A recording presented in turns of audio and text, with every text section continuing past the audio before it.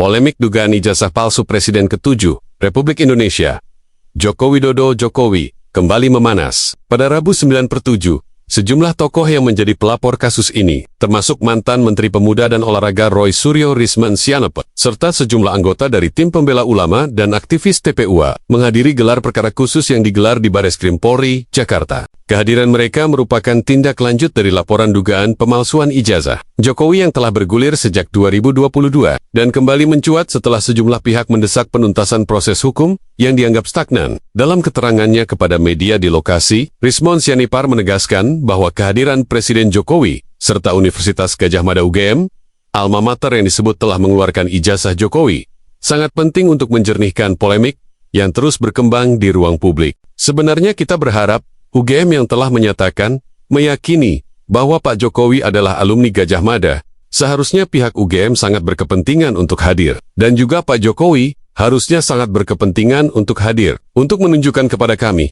bahwa ini loh ijazah yang kalian pertanyakan, ujar Risman di depan gedung Bareskrim. Risman menyatakan bahwa gelar perkara khusus ini menjadi momentum penting untuk membuktikan secara terbuka validitas dokumen akademik yang selama ini menjadi sumber kontroversi. Menurutnya, sikap terbuka dari pihak UGM dan Jokowi akan mampu mematahkan berbagai spekulasi dan mencegah polarisasi di tengah masyarakat. Sementara itu, Roy Suryo yang turut hadir menyatakan bahwa pelaporan ini bukan semata-mata bermotif politik, melainkan demi menegakkan asas transparansi dan akuntabilitas terhadap pejabat publik, khususnya seorang presiden. Kalau memang tidak ada karena ini gelar perkara khusus pada saat penyelidikan itu tidak diatur dan tidak berdasar hukum. Namun kami sangat menghargai keputusan yang sudah diambil oleh Mabes Polri sehingga kami hadir hari ini untuk mengikuti prosesnya. Dengan harapan bahwa ini kan gelar perkara khusus atas permintaan mereka. Sehingga setelah gelar perkara khusus ini, ya harapan kami sudah makin jelas, makin clear, dan dari pihak mereka pun sudah tidak ada lagi yang harus dipertanyakan. Dan pada kesempatan inilah kami akan mengoptimalkan apa-apa yang menjadi misi untuk membuktikan bahwa ijazah maupun skripsi Pak Joko Widodo itu palsu. Jadi apa yang disimpulkan oleh pihak Bareskrim atau Dirtipidum bahwa ijazah Joko Widodo itu identik gitu kan dengan 3 temannya yang telah diajukan komparasinya, kita pada kesempatan ini para ahli akan membuktikan bahwa ijazah Joko Widodo itu tidak identik. Gelar perkara ini merupakan bagian dari proses penyelidikan yang dilakukan oleh Bareskrim Polri setelah sejumlah laporan masuk, baik dari masyarakat maupun individu-individu yang tergabung dalam aliansi-aliansi hukum, termasuk TPUA. Hingga kini, belum ada pernyataan resmi dari pihak UGM maupun Istana Kepresidenan mengenai kehadiran dalam forum gelar perkara tersebut. TPUA dan para pelapor berharap hasil dari gelar perkara ini bisa segera ditindaklanjuti ke tahap penyidikan apabila ditemukan cukup bukti permulaan, atau setidaknya memberikan kejelasan hukum atas polemik yang telah berlangsung bertahun-tahun. Wakil Ketua Umum DPP Pro, Jokowi Projo, Freddy Alex Damanik, angkat bicara dan menyoroti gelar perkara khusus yang digelar di Bareskrim Polri atas desakan sejumlah pihak, termasuk tim pembela ulama dan aktivis TPUA serta Roy Suryo. Dalam wawancaranya sebagai narasumber di program Apa Kabar Indonesia Pagi yang ditayangkan di kanal YouTube Tefone News pada Rabu 9 Juli tahun 2025, Freddy secara tegas menyebut bahwa desakan gelar perkara oleh TPUA dan sejumlah tokoh pelapor tidak dilandasi semangat keadilan, melainkan semata-mata bertujuan politis. Mereka hanya ingin Pak Jokowi jadi tersangka. Ini bukan soal mencari kebenaran hukum, tapi hanya ingin menjatuhkan reputasi seorang mantan presiden, ujar Freddy. Ia juga menilai bahwa pelaporan dan gelar perkara ini merupakan bagian dari agenda sistematis untuk terus menggiring opini publik bahwa Jokowi telah melakukan kebohongan akademik, meski hingga kini tidak ditemukan bukti sahih yang menguatkan dugaan pemalsuan ijazah. Freddy turut mempertanyakan motif para pelapor yang dinilai tidak objektif dalam mendorong proses hukum. Menurutnya, langkah-langkah yang diambil kelompok seperti TPUA dan Roy Suryo terkesan syarat kepentingan dan tidak memberikan ruang kepada lembaga resmi seperti UGM atau pihak terkait lainnya untuk menjelaskan secara utuh. Sudah ada klarifikasi dari UGM sejak beberapa tahun lalu bahwa ijazah Pak Jokowi asli, tapi mereka tetap bersikeras menggiring kasus ini seolah-olah ada kejahatan luar biasa di baliknya, tambah Freddy. Dalam kesempatan itu, Projo juga mengimbau agar seluruh pihak menahan diri dan tidak mempolitisasi isu pendidikan untuk kepentingan kelompok. Freddy mengingatkan bahwa Jokowi telah menyelesaikan masa jabatannya secara konstitusional dan telah melewati proses verifikasi ketat dalam 2 kali pemilu. Kita ini sedang fokus membangun bangsa pasca transisi kepemimpinan nasional. Jangan tarik-tarik isu lama demi sensasi atau kepentingan politik pribadi, tegasnya. Sementara itu, gelar perkara khusus terkait dugaan pemalsuan ijazah Jokowi tetap berlangsung di Bareskrim Polri, dengan dihadiri oleh sejumlah pelapor seperti Roy Suryo Rismon Sianip, serta anggota TPUA. Mereka mendesak kehadiran Presiden Jokowi maupun perwakilan dari Universitas Gadjah Mada UGM untuk memberikan klarifikasi langsung. Namun, hingga berita ini diturunkan, belum ada konfirmasi dari pihak Istana maupun UGM mengenai rencana kehadiran dalam proses tersebut. Kepolisian menyatakan masih dalam tahap pengumpulan bahan dan keterangan dari para pelapor. Yang telah menyatakan meyakini bahwa Pak Jokowi adalah alumni Gadjah Mada, seharusnya pihak UGM sangat berkepentingan untuk hadir. Dan juga Pak Jokowi juga harusnya sangat berkepentingan untuk hadir untuk membuktikan kepada kami dan menunjukkan kepada kami bahwa ini loh ijazah yang kalian pertanyakan. Kalian anak bangsa nggak usah ribut.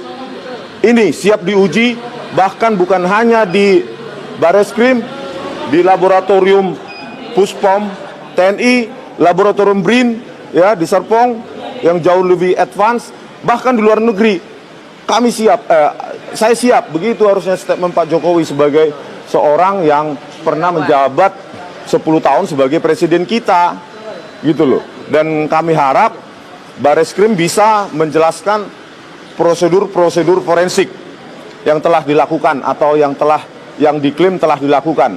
Terutama apa esensi yang kami ingin gali adalah bagaimana prosedur forensik ya menyatakan bahwa lembar pengesahan skripsi Pak Jokowi tahun 85 yang tidak ada lembar pengesahan penguji dan tanggal dipertahankannya, dan itu dinyatakan identik dengan skripsi pembanding dari junior maupun senior Pak Jokowi. Kita ingin melihat ya skripsi pembanding atau referensi itu yang mana, punya siapa. Dan harus kita buktikan juga, nanti saya ke UGM lagi untuk meminta Profesor Ova Emilia sebagai Rektor UGM untuk memberikan akses kepada publik terkait skripsi-skripsi tahun 1985-an sampai awal 1990-an. Ya, karena analisa saya ya bahwa lembar pengesahan skripsi Joko Widodo itu diproduksi dengan teknologi digital, dengan hardware dan software setidaknya di awal tahun 90-an, yaitu tahun 1992 dengan dirilisnya Windows 31 yang di dalamnya ada Microsoft Office, dan di dalamnya ada teknologi PostScript Type 1 ya yang menggunakan algoritma Bezier untuk membentuk lengkungan yang sangat cantik dalam dalam karakter-karakter atau font-font dari Times New Roman, begitu. Kemarin juga ada bukti yang dibawa atau dokumen yang dibawa? Kami kan sebenarnya banyak seharusnya yang bisa kami bawa, tapi kan kami tidak punya hak untuk menyita, Mbak. Ya, contoh misalnya skripsi. Kenapa kami lakukan digital forensik? Yang tadi malam sudah juga saya berdebat dengan Pak Rifai, pengacaranya, katanya kalau analog harus dibuktikan secara analog. Terus kalau MRI, CT scan, biometrik, misalnya mata masa dicopot dulu, ya kan? Tetapi di scan, difoto, dianalisa secara digital. Sesuatu analog bisa diidentifikasi secara forensik digital, karena memang disitulah gunanya ilmu itu. Tanpa kita memiliki analog itu pun kita bisa deteksi bahwa itu barang palsu atau tidak, begitu. Kemarin juga dari alumni Gadjah Mada kan sudah menyatakan pernyataan sikap tentang itu, Pak. Iya, rela gama, dan saya kira karena alumni UGM ini kan menyebar di seluruh kolong dunia gitu ya. Jadi sangat susah untuk mengumpulkan para alumni UGM, tetapi ada 100 orang gitu ya, Bu ya. Nah, itu ya berkumpul. Ya kami sebenarnya karena kecintaan kami kepada alma mater Universitas Gadjah Mada, yang kami tidak cinta adalah pengurus-pengurusnya sekarang. yang tidak terbuka, ya, tidak terbuka. Bahkan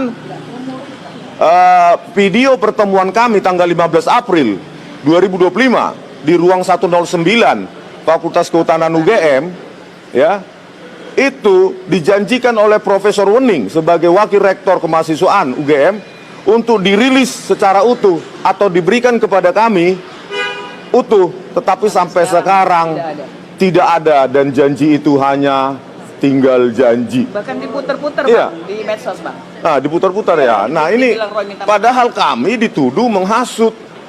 Ketika saya dimintai keterangan pada saat undangan klarifikasi, ya, kemarin di Polda Metro Jaya, pelapor itu tidak menyediakan bukti material apa tindak pidana yang diakibatkan yang diduga kami lakukan penghasutan tersebut.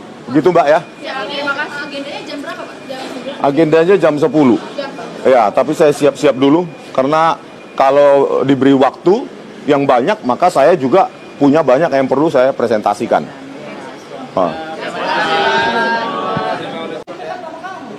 Ya, Bang, tengah. Tengah, Abang geser lagi ke kiri, izin. Oke. Ya, pertanyaan.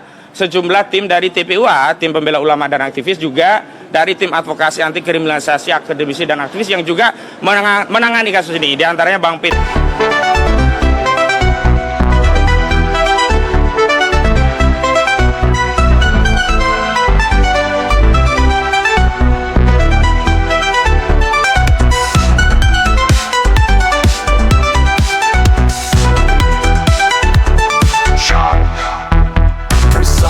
Stings dominate the opening, delivering a dramatic sense of urgency. The snare drum rolls create the tension, mimicking breaking news, excitement on